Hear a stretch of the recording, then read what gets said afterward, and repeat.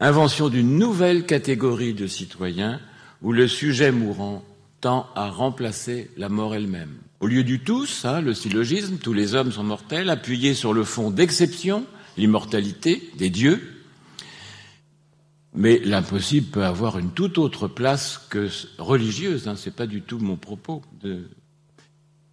Cette place d'exception des dieux qui venait bien marquer que nous tous, les autres, étions les mortels, la communauté des mortels, nous avons une division, d'un côté les vivants, de l'autre les mourants. Les soins palliatifs, qu'ils le veuillent ou non, contribuent, tout autant que les partisans de l'euthanasie, à la promotion de cette nouvelle catégorie. D'où l'importance d'être vigilant. Le statut du mourant est en effet un statut d'exception. Il est, si l'on veut, un malade, mais bien particulier, relevant d'une prise en charge spécialisée, d'une discipline médicale nouvelle ou de l'appel à l'euthanasie. Cette catégorie le sépare de mourant, le sépare des malades et bien plus des vivants.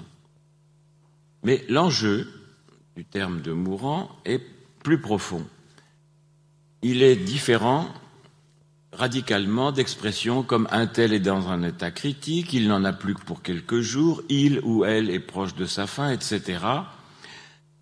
L'entrée dans l'ensemble, la catégorie de mourant, ségrègue, c'est une sorte d'apartheid, ségrègue celui qui va mourir, l'écarte, l'exclut, alors que les expressions que je viens de citer laissaient entendre au moins implicitement que celui dont on parlait, était